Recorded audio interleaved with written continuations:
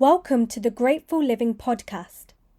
Hi, beautiful souls. Welcome back to the Grateful Living Podcast. So, I wanted to record this episode as a reflection on my first year of being fully self-employed in my own healing business. Not from a highlight reel perspective, but from a very honest one. Because I think sometimes in the healing space and online in general, we only see the expansion, the launches, the success moments, and I've shared a lot of that. But what I haven't always spoken about is what it actually feels like to build something like this while life is still happening in the background.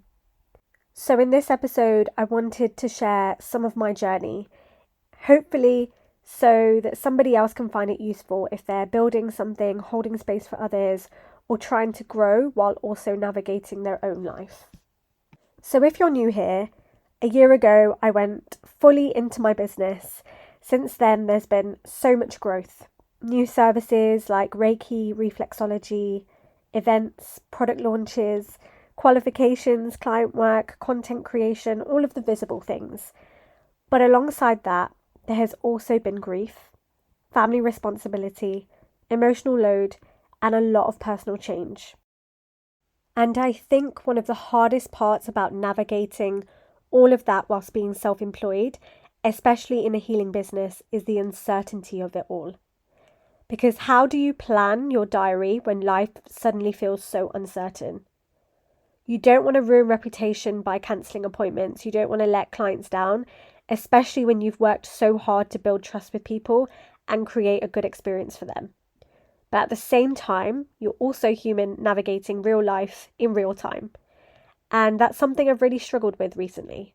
Trying to explain to clients that there was a family situation going on and that there was a possibility I might need to reschedule appointments. And the guilt that comes with that is really difficult. I remember having to cancel one client twice because in the space of a week, one family member was hospitalised and another one passed away, unfortunately. And when I actually say that out loud, it's like, wow, that's actually a lot. That's a lot for one person to emotionally hold, whilst also trying to run a business, manage a diary, respond to messages, and hold space for other people.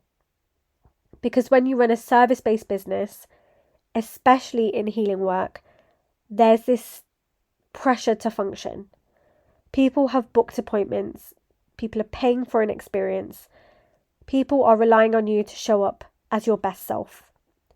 And the reality is, no one really sees what happens behind the scenes before you walk into that room. People don't see the kind of crying the day before, the walks you take to clear your head, the grounding, the nervous system regulation, the emotional preparation, the cleansing of the room, the moments when you're trying to pull yourself together because ultimately it's showtime. And I don't mean that in a fake way. I mean that professionally. It is still my responsibility to make sure that my emotions don't bleed into somebody else's healing experience. And that takes a lot more discipline, self-awareness, and emotional regulation than I think most people realise, especially in healing work. And I think something this season has really taught me is the difference between functioning and actually processing. Because if I'm being completely honest, even though emotionally I felt like I had handled things, my body was telling me something very different. And that's been really interesting for me to reflect on recently because I talk so much about the nervous system, regulation, emotional well-being, and the mind-body connection through my work. But this experience reminded me that even when the mind thinks it's coping, the body still keeps the score.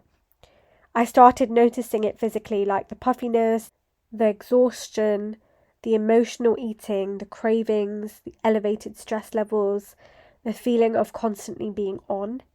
And I realised that even though I was functioning, even though I was still showing up, part of my nervous system was absolutely in survival. And I think responsibility can mask that for a while. Because responsibility keeps you moving, purpose keeps you moving, deadlines keep you moving, clients keep you moving. But so from the outside, it can look like you're coping really well because you're still posting online, you're still replying to messages, you're still showing up for appointments, you're still creating, still functioning. But internally, your body can still be carrying a huge emotional load. And I think as women, especially women who are used to being the strong one, the helper, the healer, the emotionally aware friend, we've become very skilled at overriding ourselves. We push through, we compartmentalize, we minimize what we're carrying. And sometimes we don't even realize how much something has affected us until the body starts forcing us to pay attention. That's something I'm definitely learning right now, because I don't think grief always arrives in dramatic ways people expect. Sometimes grief looks like brain fog, like exhaustion, like feeling emotionally numb, like craving comfort constantly, like struggling to fully relax or feeling disconnected from yourself.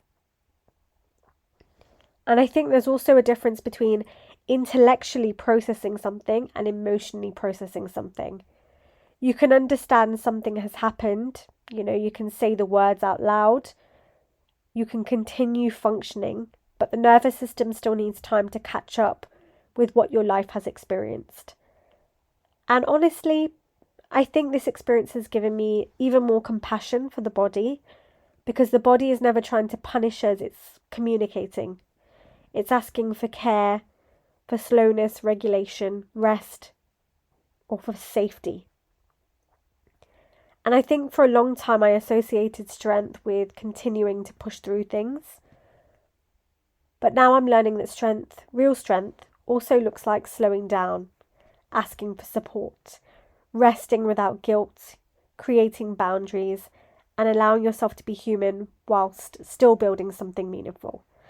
And although I know these things, and I tell this to my clients, it's actually like giving myself permission to feel and do these things too.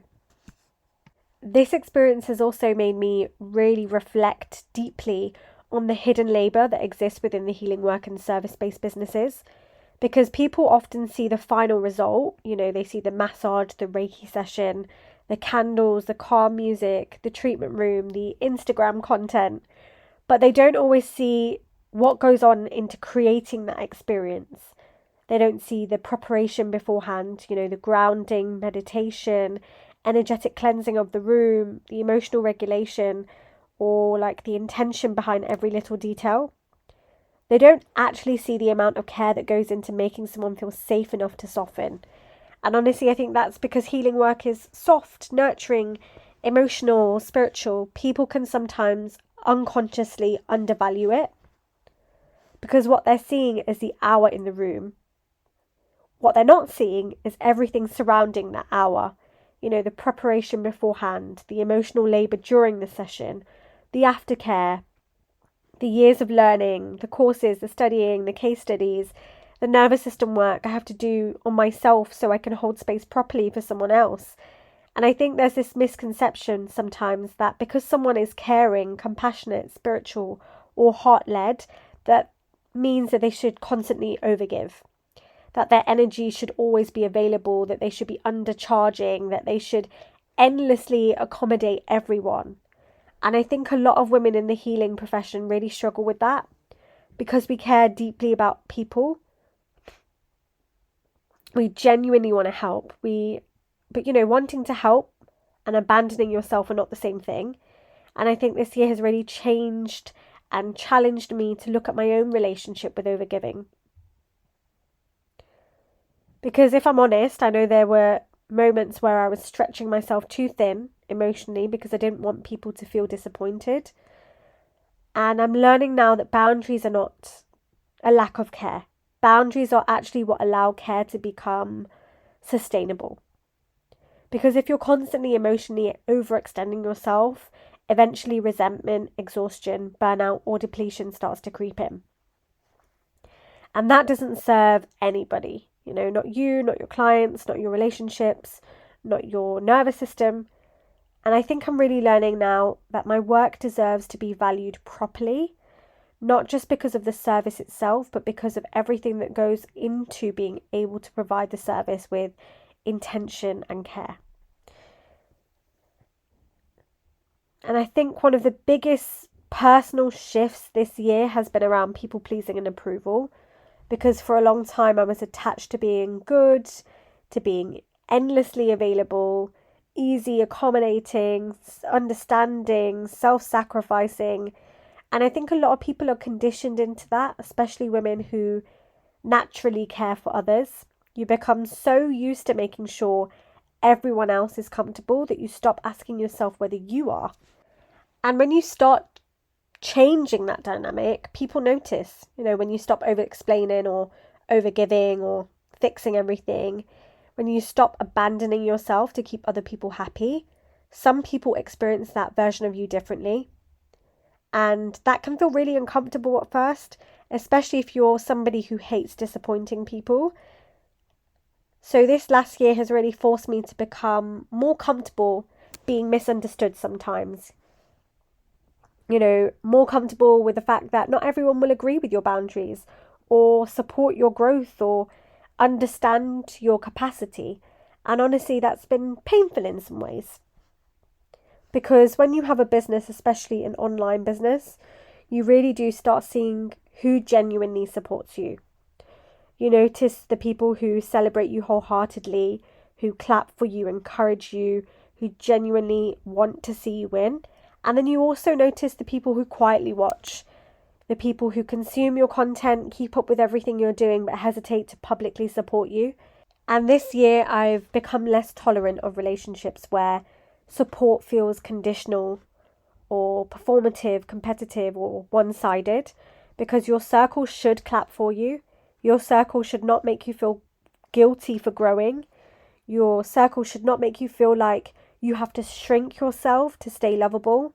And I think part of healing is grieving the version of yourself that constantly needed external validation to feel secure. That version of you that overextended to earn love, that wanted everybody to approve of you, that abandoned herself just to try and keep the peace. I'm still working through that though, honestly. And I don't think healing is linear. I don't think you suddenly become perfectly boundaried, emotionally evolved person overnight. I think it's a practice and constantly returning to yourself. And when I really reflect on this past year as a whole, I honestly think the biggest thing it's taught me is resilience.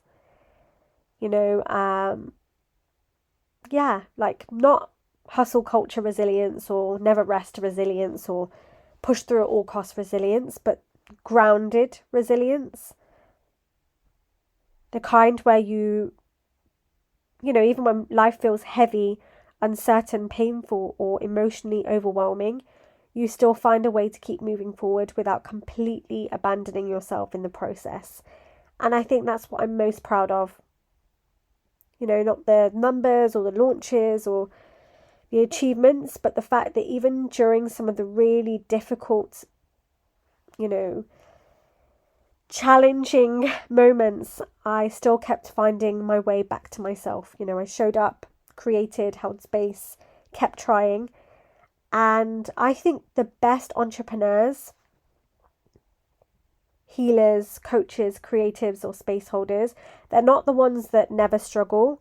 They're the people who learn to stay connected to themselves through the struggle. People who keep choosing themselves over and over again, even when it's uncomfortable, when they're grieving, when they're tired, when things feel uncertain. And I think this year has changed me in a lot of ways. I think I've become less tolerant of things that drain me, less desperate for approval, more protective of my peace, more aware of my capacity, and more intentional with my energy. This season of life has really taught me that healing isn't about becoming untouched by life. It's about learning how to stay connected to yourself while life is happening. Learning how to support yourself while still building something meaningful. And that softness and strength can coexist together. So if you're listening to this whilst navigating your own difficult season, I just want you to know that you're allowed to be human whilst you're still building your life. It's okay to need support, to need rest, to grieve, to slow down, to have boundaries.